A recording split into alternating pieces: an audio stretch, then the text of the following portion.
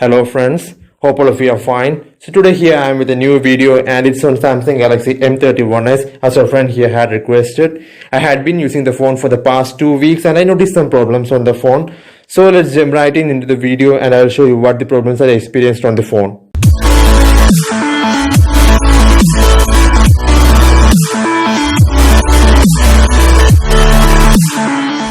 Samsung M31s is the successor of Samsung Galaxy M31.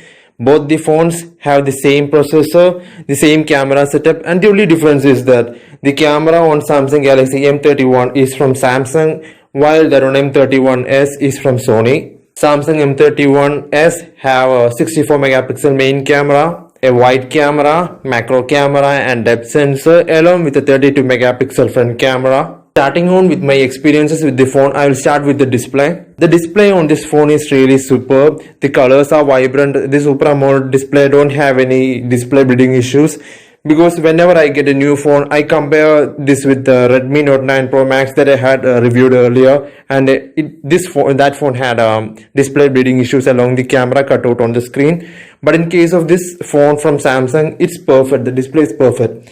However, the display is having one problem, that is display flickering under low light conditions. I will come into it in detail. In mobile phones, display brightness is mainly controlled in two ways.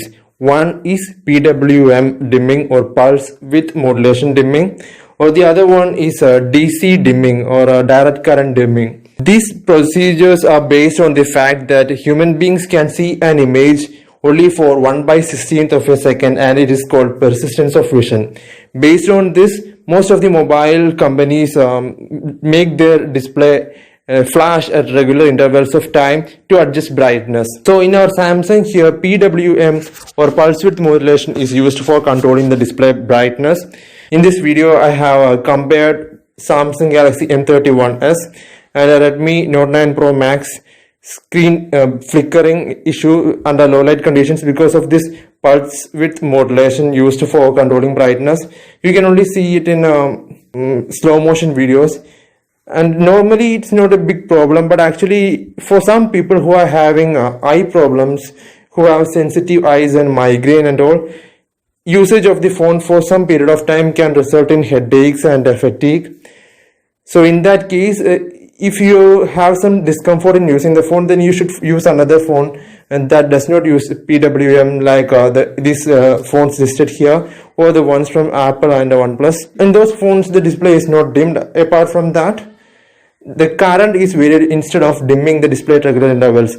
But the thing with the PWM is that it's much more energy efficient than DC dimming, and that's the reason why Samsung uses PWM in all its devices till the flagship ones. The next feature of the phone that I checked was the camera.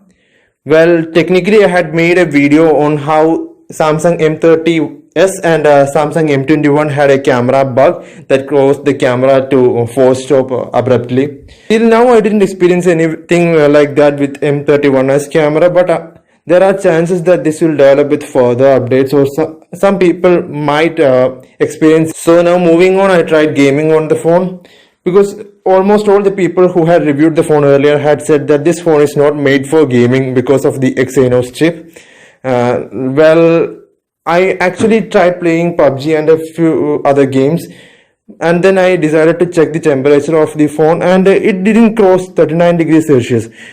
And the phone wasn't that warm because earlier I had did a review on a Redmi Note 8 Pro, and it had become as hot as 48 degrees Celsius playing the same game. So comparing with that, Samsung M31 is okay for gaming, but it's not a gaming phone because of the chipset. We know it's having only a Mali GPU, but even then you can handle most of the games and stuff without any stutter or lag. The battery backup on the phone is also somewhat okayish because I use the phone continuously for around 12 or 13 hours, and the phone lasted till then.